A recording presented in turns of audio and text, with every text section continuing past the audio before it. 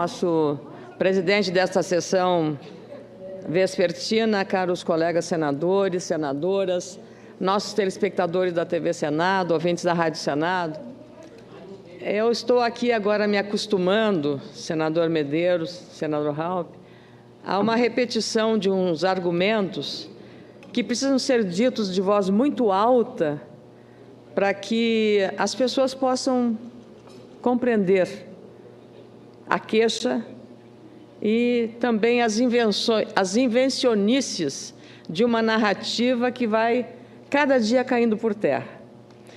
Primeiro, diziam aqui e repetiam que o Bolsa Família seria derrubado pelo governo atual. Não só o Bolsa Família foi fortalecido, mas como o reajuste que foi dado pela presidente afastada de 9%, passou para mais de 12% o reajuste. Não falaram mais em Bolsa Família, de acabar com o Bolsa Família. Depois disseram que em 2 meses o presidente interino, Temer, havia demitido 3 ministros. Quando eu aqui na tribuna lembrei que Dilma, no primeiro ano de mandato, em 2011, demitiu 7 ministros, no primeiro semestre de 2017, esse assunto também morreu. E assim sucessivamente os temas vão vindo e a gente vai derrubando um por um. Porque não há razão lógica de vir aqui de falar em golpe quando o maior injustiçado na situação praticada pelos crimes cometidos por uma gestão irresponsável é representado por mais de 12 milhões de desempregados. Todos os programas sociais que são importantes e ninguém ignora a relevância deles, Bolsa Família, mas todos nós sabemos reconhecer a fragilidade de uma argumentação que precisa aqui ser dita de voz alta, gritada às vezes, parece que para convencer as pessoas de que o que estão dizendo é mesmo verdade. Eu não canso disso, mas isso está me provocando um exercício de tolerância para ouvir e para respeitar. É o choro é livre, é o jus esperneandi, é exatamente o exercício que tem e que resta nessas últimas horas de um processo que eu desejo e a sociedade deseja termine na próxima terça-feira. Quando a dona de casa vê o marido perder o seu emprego, ou quando ela vai na feira ou na quitanda comprar as coisas e vê que a inflação subiu muito, ela não compra as mesmas coisas com o mesmo dinheiro, esse é o reflexo da irresponsabilidade administrativa. Quando ela vê o marido perder o emprego, ou o filho não conseguiu o ProUni ou o FIES, essa é a consequência do que aconteceu num governo que gastou muito, mas muito mais do que podia e fez tudo isso sem a devida autorização legal do Congresso Nacional. O Tribunal de Contas da União, cujo procurador-geral, Júlio Marcelo, é uma das peças mais importantes para confirmar, pelo estudo técnico da violação da Lei de Responsabilidade Fiscal, tem dados assustadores em relação às contas de 2015, são muito mais graves do que nós imaginamos. E esses dados precisam vir à tona da sociedade brasileira. Chega de repetir tantas vezes uma mentira para que ela se torne verdade. Não é dessa forma que nós praticamos democracia. Eu respeito. Aliás, eu, como os 81 senadores, recebemos uma carta da presidente afastada e eu respondi a carta no mesmo dia. Em tom de respeito, eu não sei se os outros colegas senadores responderam a carta da senhora Dilma Rousseff. Eu respondi. Respondi porque eu até desejaria, porque a primeira mulher presidente do nosso país, que ela tivesse acertado, mas ela não acertou. E hoje, os candidatos que sobrevivem na campanha eleitoral do partido da presidente afastada, se afastam dela como o diabo da cruz. Lá em São Paulo, Fernando Haddad, candidato à reeleição, não quer nem ouvir falar. Até diz que golpe é uma palavra muito forte, muito radical para ser dita. Veja só o cuidado que o presidente da maior cidade brasileira, o governador, o prefeito da maior cidade brasileira, está tendo nessa relação. Pelo menos tem uma retórica política para contextualizar o que está acontecendo, porque ele sabe, e as ruas se manifestaram. Será que esta casa está por conta e risco, tomando uma decisão estapafúrdia, sem pensar, sem analisar? Não é possível que nós aqui sejamos toda hora chamados de golpistas. Eu já repeti, sou golpista porque estou do lado de todos os ministros do Supremo Tribunal Federal que estão dando guarida, cobertura ao processo que estamos aqui realizando, um julgamento político, com a cobertura da legalidade, da Constituição, a ampla defesa à presidente, mais de 200 horas numa comissão muito trabalhosa, comandada com muito brilho pelo senador Raimundo Lira. O relator fez um relatório extraordinariamente qualificado, fundamentado. Tudo isso e a natureza desse julgamento. E não me venham de falar de traição. Há ministros que ontem estavam no governo e hoje votarão contra a presidente afastada não devem ser cobrados de traição.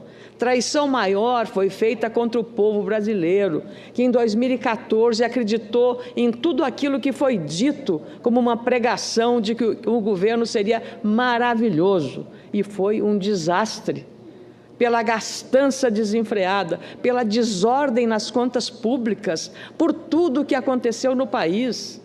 Aqueles programas muito festejados ficaram apenas no papel, e os jovens nas filas buscando emprego ou buscando uma vaga no ProUni, no FIES. O Pronatec foi desmantelado, arruinado, a economia, a inflação, o juro alto.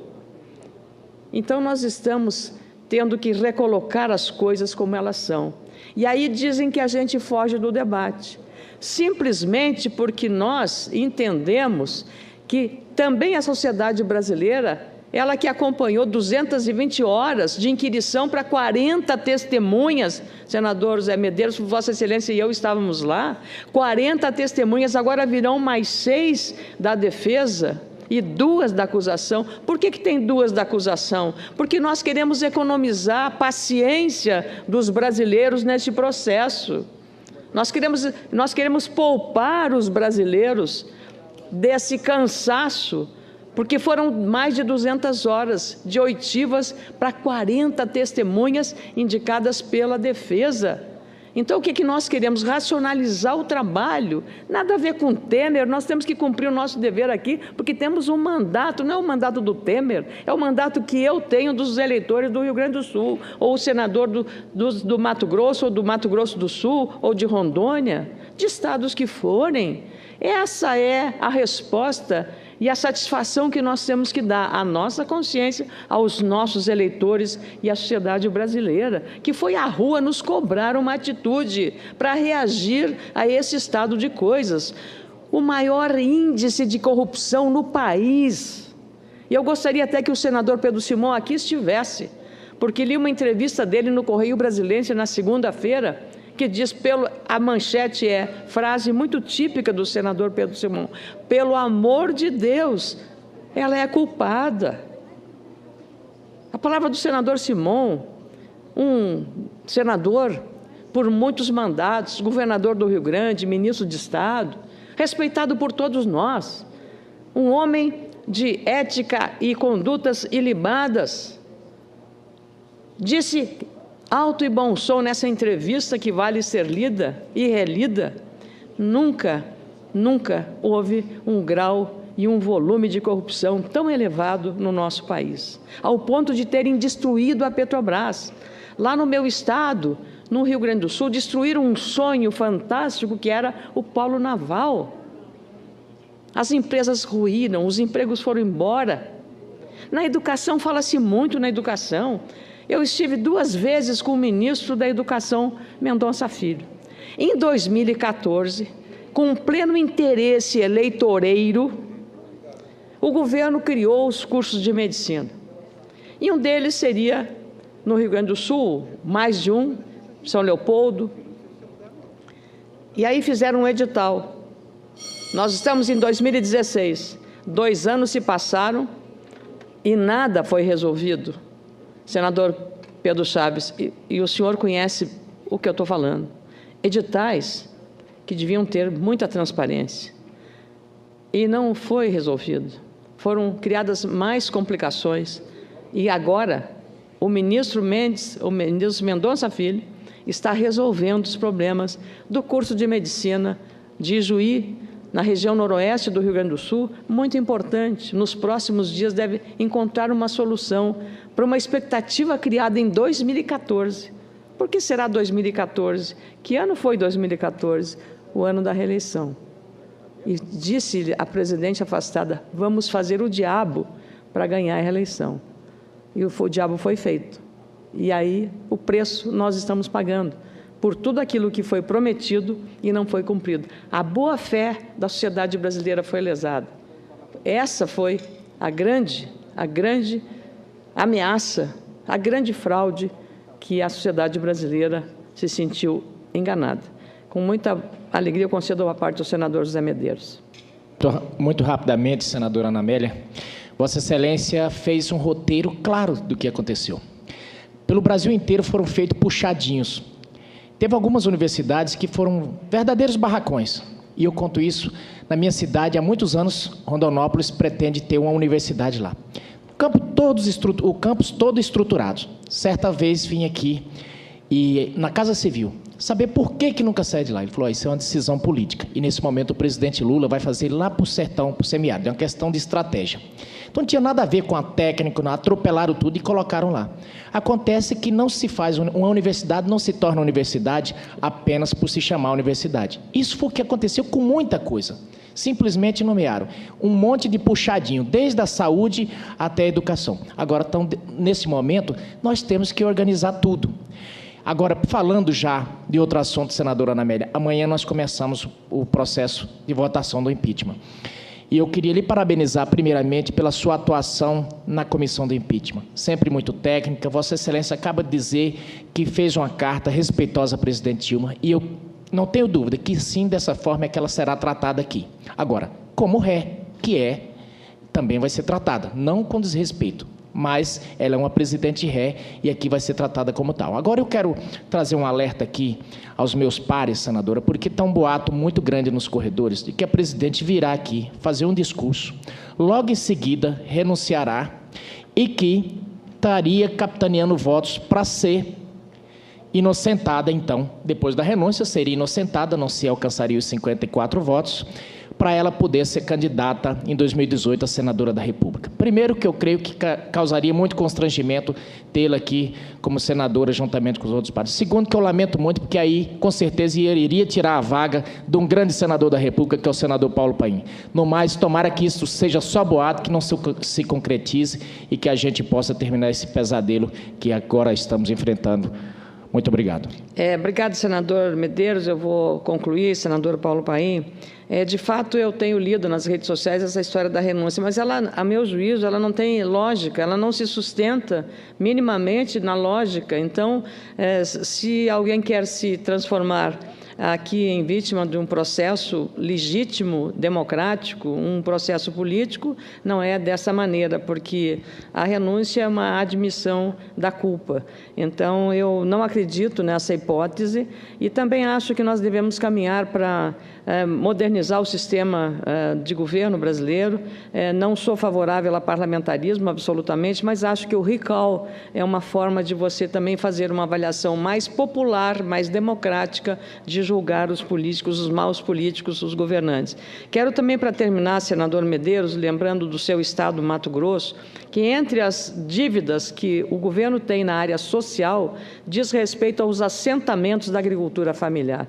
Eu sou de um estado que esse tema é muito caro, sou hoje presidente da Comissão de Agricultura e Reforma Agrária do Senado Federal, e nós fizemos uma audiência pública requerida por Vossa Excelência para tratar do assentamento de Itaiangá. Esse assentamento tem 20 a 25 anos, nasceu lá e se transformou, pelo seu tamanho, no município, o município de Itaiangá, fruto de um assentamento. Pois, pasmem os nossos telespectadores, este assentamento, até hoje, até hoje, a maior parte dos ali assentados não tem a regularização fundiária, a titulação da terra que ele foi designada para ele. E aquelas terras que há 20 anos ou 30 anos atrás valiam muito pouco, hoje são terras muito valorizadas. E por que não titular a terra? Por que não dar segurança jurídica a esses trabalhadores, a esses sem terras que estão esperando há quase uma geração pelo seu título de terra, para ter uma segurança jurídica, porque nenhuma operação eles podem fazer, porque não tem aquilo que é fundamental no documento fundiário, que é o título de propriedade. Então, eu quero só trazer esse tema, lembrando a relevância que teve a audiência pública de Itaiangá, lá no Mato Grosso, e eu tive a honra de presidir a audiência pública na revelação e no que foi contado ali pelos protagonistas, pelos assentados, pelo líder dos assentados lá, que mostrou claramente o descaso do governo em relação à questão da regularização fundiária no país e também com o descuido com essas pessoas que foram jogadas ali sem nenhuma condição de infraestrutura, de educação, de escola, de nada. Virem-se, larga ali, virem-se. E essas pessoas agora, com o seu trabalho, com a sua coragem, construíram a sua casinha, mas não tem nenhuma segurança porque a titulação de terra não veio ainda. Esperamos que esses problemas todos sejam mostrados também à sociedade brasileira. Muito obrigada, senador Paim, obrigada, senador Medeiros, pelo seu aparte, obrigada aos telespectadores. Senadora Ana Amélia, permita só que eu complemente ali a preocupação do Medeiros, que nós que estamos na vida pública há tanto tempo, né, para mim não importa quem seja. Eu sempre digo que numa eleição como teremos em 2018, tem 2 vagas, que os 2 melhores cheguem lá, seja quem for. E aí eu estou tranquilo quanto à disputa eleitoral e a confiança que eu tenho no povo gaúcho, e não importa quem seja o candidato, pode ter 50, que os 2 melhores sejam eleitos, seja homem ou seja mulher. Eu só quero dizer o seguinte, que em 2018 o senador Paim e eu somos candidatos à reeleição. Se eu não estou autorizado, eu não tenho procuração de Vossa Excelência. Mas fato, é real. Já estou aproveitando para fazer aqui e reafirmar esse anúncio. Obrigado, senador. Eu só faço alerta, senador, porque com a senadora Séries não deram a vaga para ela. Minha preocupação é com sua vaga. Parabenizar primeiramente pela sua atuação na comissão do impeachment, sempre muito técnica. Vossa Excelência acaba de dizer que fez uma carta respeitosa à presidente Dilma e eu não tenho dúvida que sim, dessa forma é que ela será tratada aqui. Agora, como ré, que também vai ser tratada, não com desrespeito, mas ela é uma presidente ré e aqui vai ser tratada como tal. Agora eu quero trazer um alerta aqui aos meus pares, senadora, porque está um boato muito grande nos corredores de que a presidente virá aqui fazer um discurso, logo em seguida renunciará e que estaria capitaneando votos para ser inocentada, então, depois da renúncia, seria inocentada, não se alcançaria os 54 votos, para ela poder ser candidata em 2018 a senadora da República. Primeiro, que eu creio que causaria muito constrangimento tê-la aqui como senadora juntamente com os outros partidos. Segundo, que eu lamento muito, porque aí, com certeza, iria tirar a vaga de um grande senador da República, que é o senador Paulo Paim. No mais, tomara que isso seja só boato, que não se concretize e que a gente possa terminar esse pesadelo que agora estamos enfrentando. Muito obrigado. Obrigado, senador Medeiros. Eu vou concluir, senador Paulo Paim. De fato, eu tenho lido nas redes sociais essa história da renúncia, mas ela, a meu juízo, ela não tem lógica, ela não se sustenta minimamente na lógica. Então, se alguém quer se transformar aqui em vítima de um processo legítimo, democrático, um processo político, não é dessa maneira, porque a renúncia é uma admissão da culpa. Então, eu não acredito nessa hipótese e também acho que nós devemos caminhar para modernizar o sistema de governo brasileiro. Não sou favorável ao parlamentarismo, absolutamente, mas acho que o recall é uma forma de você também fazer uma avaliação mais popular, mais democrática, de julgar os políticos, os maus políticos, os governantes. Quero também, para terminar, senador Medeiros, lembrando do seu estado, Mato Grosso, que entre as dívidas que o governo tem na área social, diz respeito aos assentamentos da agricultura familiar. Eu sou de um estado que esse tema é muito caro, sou hoje presidente da Comissão de Agricultura e Reforma Agrária do Senado Federal e nós fizemos uma audiência pública requerida por Vossa Excelência para tratar do assentamento de Itaiangá. Esse assentamento tem 20 a 25 anos, nasceu lá e se transformou, pelo seu tamanho, no município, o município de Itanhangá, fruto de um assentamento. Pois, pasmem os nossos telespectadores, este assentamento, até hoje, a maior parte dos ali assentados não tem a regularização fundiária, a titulação da terra que ele foi designada para ele. E aquelas terras que há 20 anos ou 30 anos atrás valiam muito pouco, hoje são terras muito valorizadas. E por que não administrativa? Quando ela vê o marido perder o emprego, ou o filho não conseguiu o ProUni ou o FIES, essa é a consequência do que aconteceu num governo que gastou muito, mas muito mais do que podia e fez tudo isso sem a devida autorização legal do Congresso Nacional. O Tribunal de Contas da União, cujo procurador-geral, Júlio Marcelo, é uma das peças mais importantes para confirmar, pelo estudo técnico da violação da Lei de Responsabilidade Fiscal, tem dados assustadores em relação às contas de 2015, são muito mais graves do que nós imaginamos. E esses dados precisam vir à tona da sociedade brasileira. Chega de repetir tantas vezes uma mentira para que ela se torne verdade.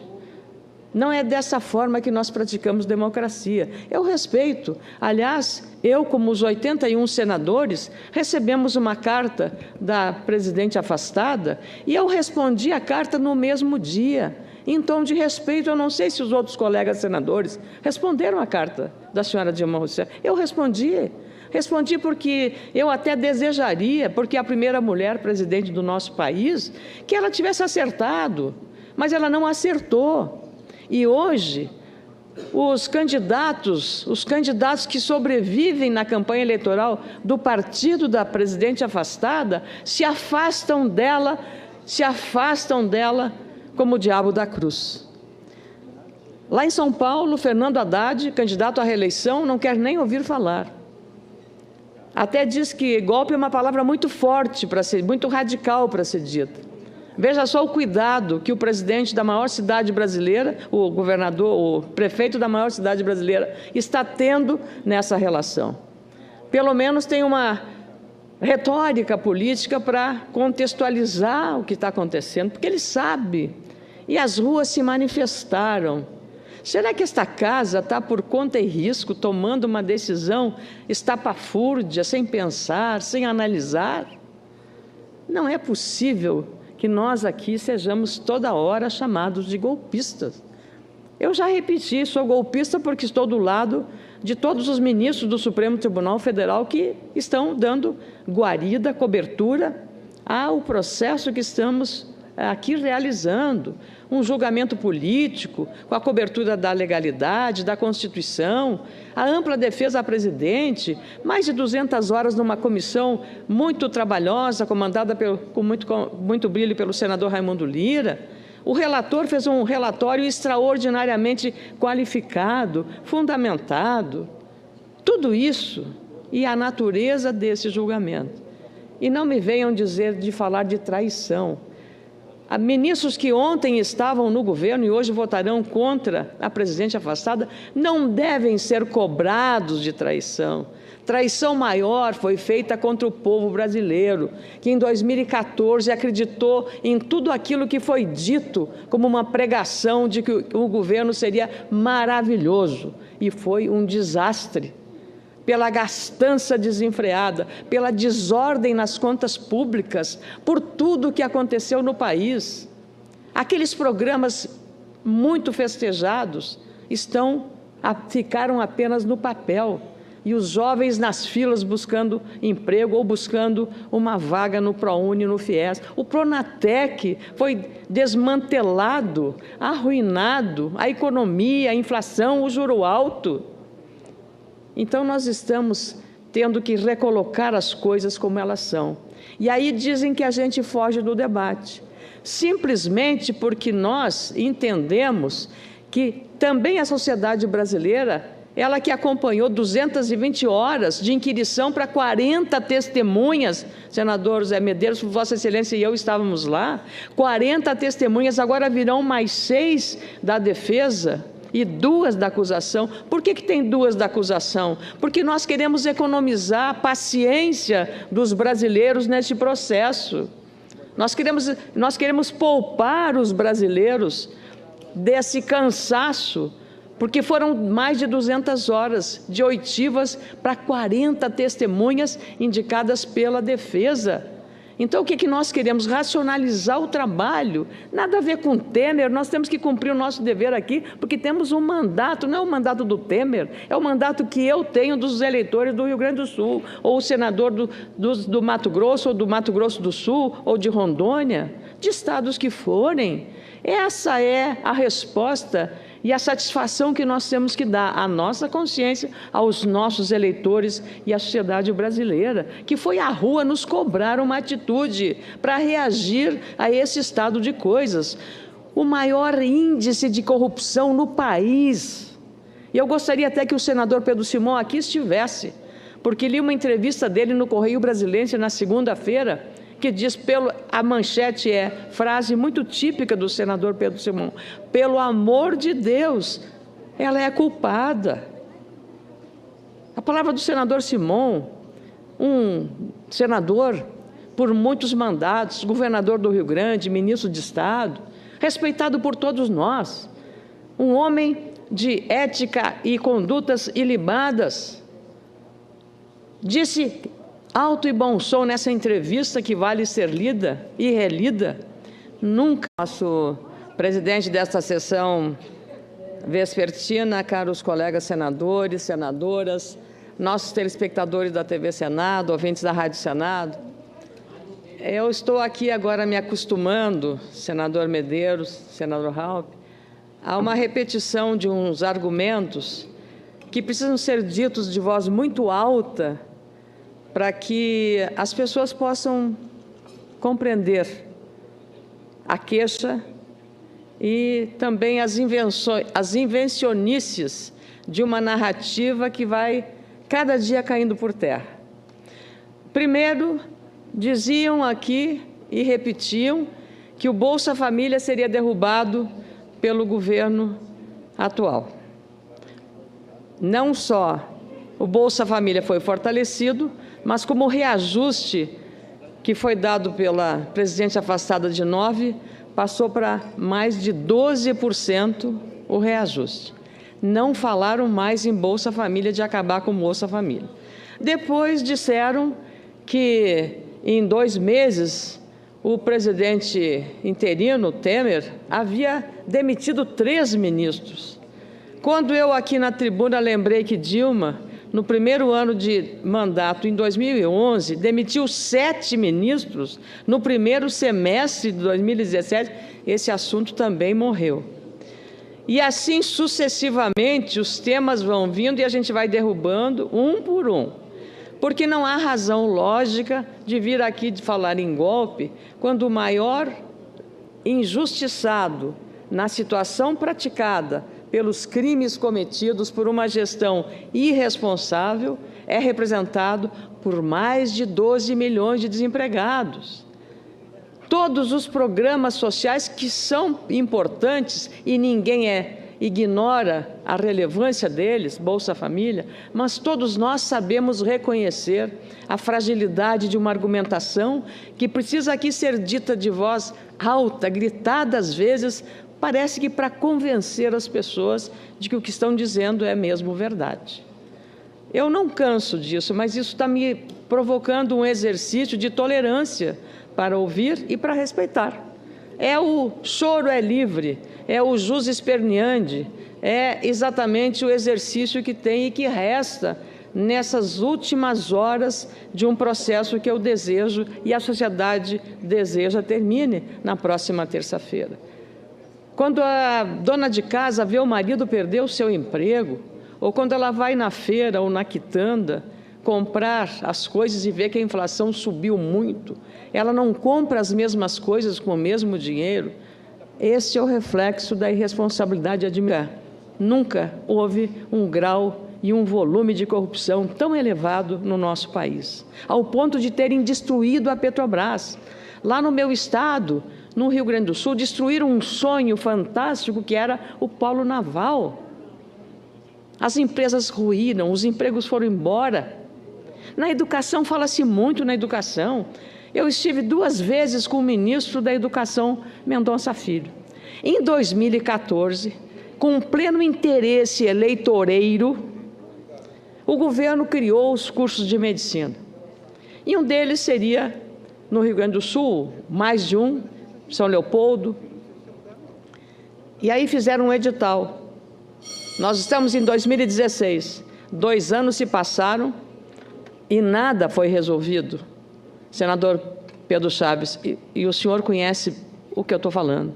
Editais que deviam ter muita transparência. E não foi resolvido. Foram criadas mais complicações. E agora, o ministro Mendonça Filho, está resolvendo os problemas do curso de medicina de Ijuí, na região noroeste do Rio Grande do Sul, muito importante. Nos próximos dias deve encontrar uma solução para uma expectativa criada em 2014. Por que será 2014? Que ano foi 2014? O ano da reeleição. E disse a presidente afastada, vamos fazer o diabo para ganhar a reeleição. E o diabo foi feito. E aí o preço nós estamos pagando por tudo aquilo que foi prometido e não foi cumprido. A boa-fé da sociedade brasileira foi lesada. Essa foi a grande ameaça, a grande fraude que a sociedade brasileira se sentiu enganada. Com muita alegria, eu concedo a parte do senador José Medeiros. Muito rapidamente, senadora Ana Amélia, Vossa Excelência fez um roteiro claro do que aconteceu. Pelo Brasil inteiro foram feitos puxadinhos. Teve algumas universidades que foram verdadeiros barracões. E eu conto isso na minha cidade há muitos anos. Rondonópolis pretende ter uma universidade lá. O campus todo estruturado. Certa vez vim aqui e na Casa Civil saber por que nunca sai de lá. Ele falou, isso é uma decisão política. E nesse momento o presidente Lula vai fazer lá para o sertão, para o semiárido. É uma questão de estratégia. Então não tinha nada a ver com a técnica, não, atropelaram tudo e colocaram lá. Acontece que não se faz, uma universidade não se torna universidade apenas por se chamar universidade. Isso foi o que aconteceu com muita coisa. Simplesmente nomearam um monte de puxadinho, desde a saúde até a educação. Agora, nesse momento, nós temos que organizar tudo. Agora, falando já de outro assunto, senadora Ana Amélia, amanhã nós começamos o processo de votação do impeachment. E eu queria lhe